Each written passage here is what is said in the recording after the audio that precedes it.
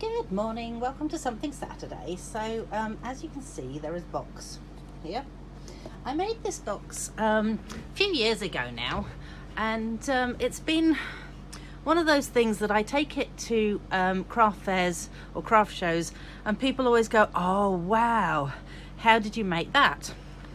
So that is what it looks like, with the little cake in the middle, and then obviously the sides come up and the lid goes on and it goes back to being a box.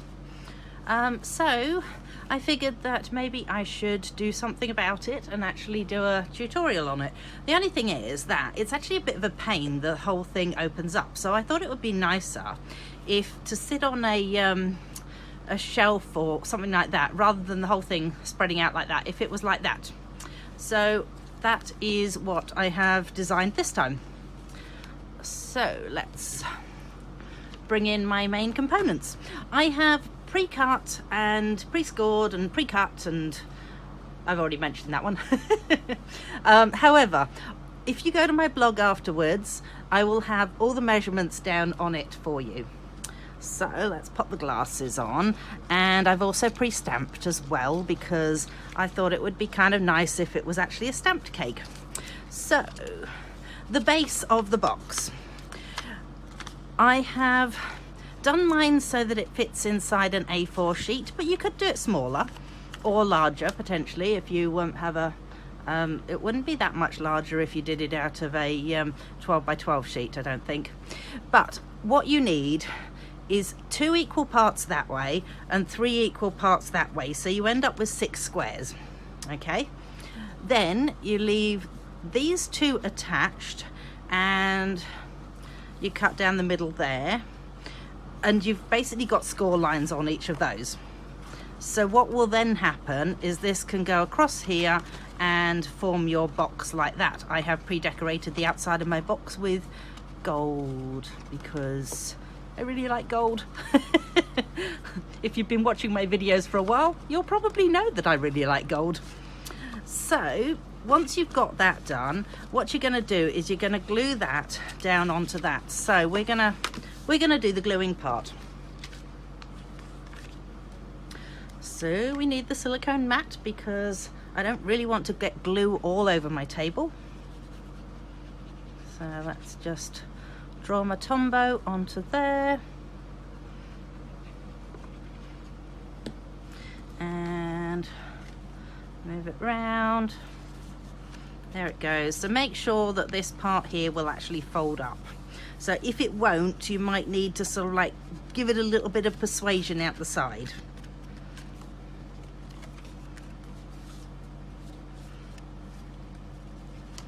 There we go.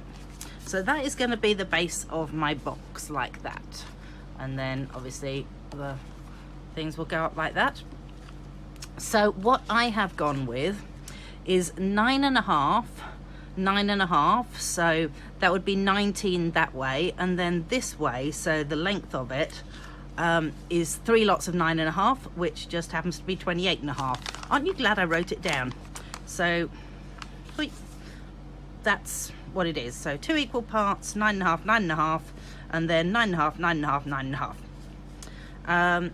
Now the lid needs to be marginally larger.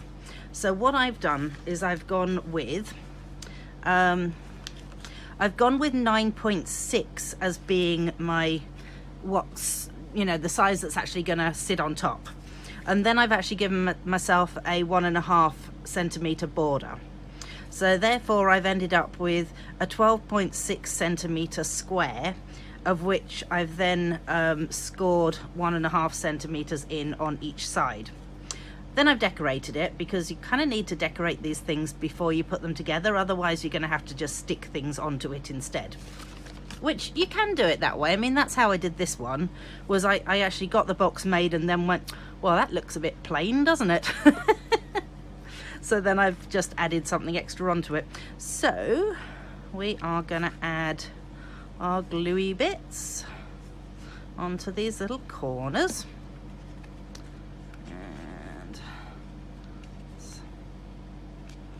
That one, ooh, nice nice and sticky now. Uh-oh. Okay, really, really, you need to stay. And let's tuck that one in and that one in. So there we'll go, that one and that one. And excuse me while I just get nice and sticky here. And I'm hoping that this then sits on top of my box, because I actually haven't made a box this size before. I just figured I could cut it all and do it with you guys. It's always good to have a surprise for something Saturday. All right, well, let's see whether the lid fits, shall we? Because this will be really awful if it doesn't. Woohoo! Look at that, the lid fits. I also thought I might run a thingo of gold around the outside of it. So I'm hoping that you can see that I've actually added, oh, can you see that? Hopefully at one of those angles you can see that there are little gold pieces on top of this, because hey, why not? I like gold. All right, so now to build the cake. So I said to my oldest son Ben, how do you find the circumference of a circle? And he said it's pi 2, oh my goodness, I had it written down somewhere. Basically it is the diameter of a circle times pi, which is 3.14, if you happen to remember your school days.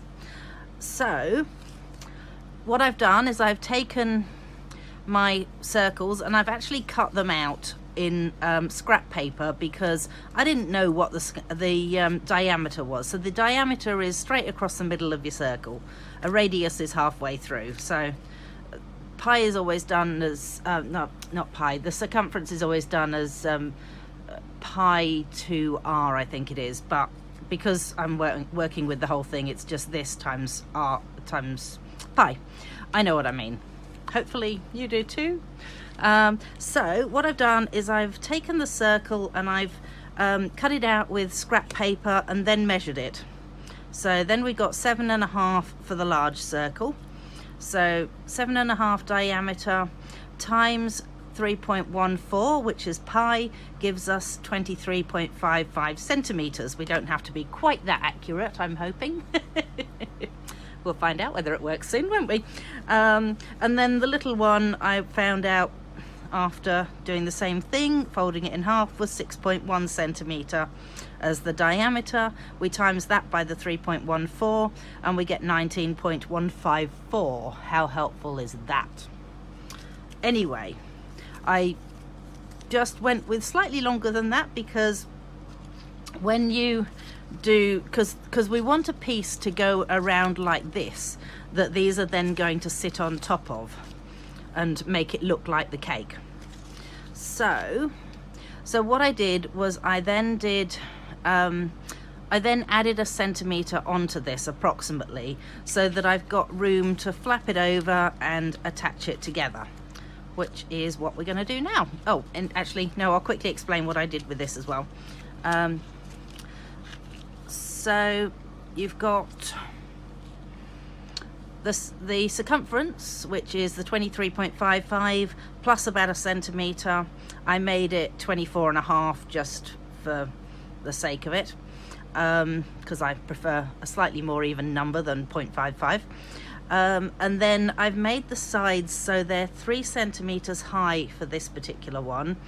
And then I've taken 1 centimeter on each one and scored it, and then chipped into it all the way through. If you do anything with material, you'll know that that's kind of how you get material to go round corners. So it's the same thing, same principle with card. So you then want to just run this card through your hands like this, so that it curls it very slightly. And we are going to use a bit of, wherever it's gone to, I had it here, there it is, a bit of tear and tape adhesive. So we're gonna go with that and put it down onto there.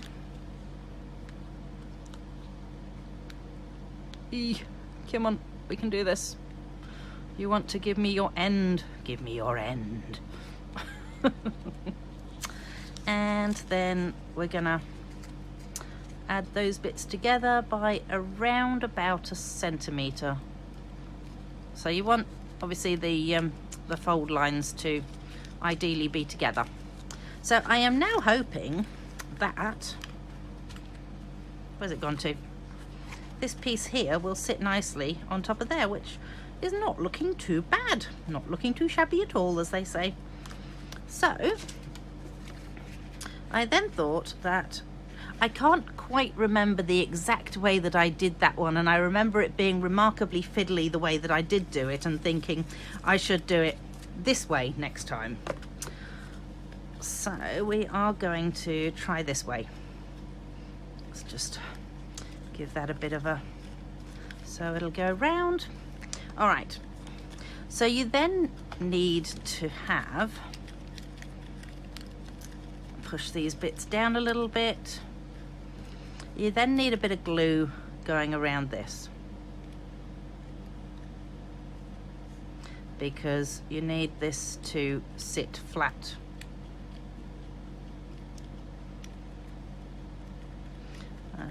Hopefully I'm gonna get glue on each piece that needs it. And we then, you want to have the seam towards the back, because obviously the seam is not going to show. So let's just give that a bit of a push down in all directions. Yikes, I am getting slightly sticky fingered yet again. I have a feeling that it's one of those sticky fingered projects. All right, so hopefully that will go around there. Isn't it such a beautiful stamp set, this? Where did I put it? Here it is. I actually used artistically inked stamp set, which I just think is such a pretty stamp set. And I've used the layering circle framelit dies to create my circles. So we then need to add this one onto here. I'm kind of thinking that the best way of doing this one might be just to add the glue around here, like this. Because it doesn't actually matter if there's excess glue in the middle, but it does matter if there's not enough glue going around. So you can see with this one, I've actually only decorated around the sort of outside of it, because it's going to have the other cake sitting on top. So I figured that was probably going to be the best way. Oh my goodness, let me just rub off the glue there. I feel like a grasshopper when I'm rubbing the glue off. It's kind of like, yee. All right, so we have one cake. And so the next part of the cake is the smaller circle, obviously, because you would look a bit stupid putting a larger circle on top of the smaller circle. And I had it written down. Oh, no, that's right. I wrote it on the circle. So this particular piece of cardstock measures 20, and then you do it by, so I've done it so it's a slightly smaller but taller one. So I've gone with 6 centimeters and then in by 1 centimeter to do the score, and then the chop. And don't forget that you need to curl it with your fingers as well. So then we will do the same thing again, and we will pop that down there. If you buff it down well, in theory, it comes up a lot easier. Let's get rid of those bits. And go around. And let us hope that that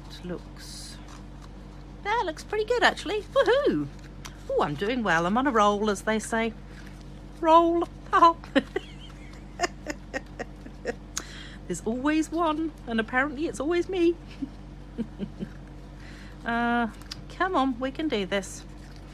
So if you don't cut the pieces all the way to the cut line, you're going to find that you actually need to just give it a bit of a sort of like tear into place. Otherwise, it's not going to create your nice looking circle for you. It's going to have a bit of some square bits. Apparently I didn't. That looks better. All right. So which way up do we want it to go? Let's go that way up. All right, so the next thing to do, we're gonna glue. Keep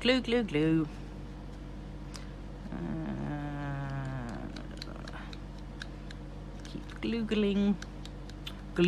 There we go, there's a new word for us. We're going to gloogle today. And I want my seam up at the back, and let's pop that down onto there. So we will just do a bit of persuasion with the finger in the middle. So I didn't do this last time. I'd actually done it where I had put the lid on and then tried to attach them together, and it was awfully difficult to persuade it to attach, I have to admit.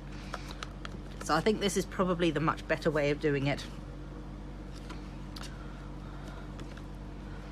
See whether we've actually got oh, by the way, that's what it looks like at the moment. Yikes.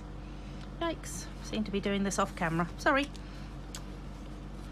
And then we have a lid. Oh, it's so pretty. Right, let's move this back into the thingo. Oh, gee, listen to that rain out there. Oh, I've just realised that I haven't turned my heater off. I usually try and turn that off before I do one of these. I'm terribly sorry. I hope you've been able to hear me so far. And let's pop our lid on.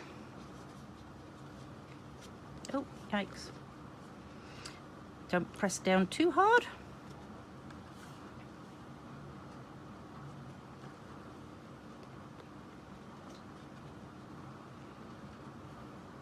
Now I can hear the rain out there much more clearly.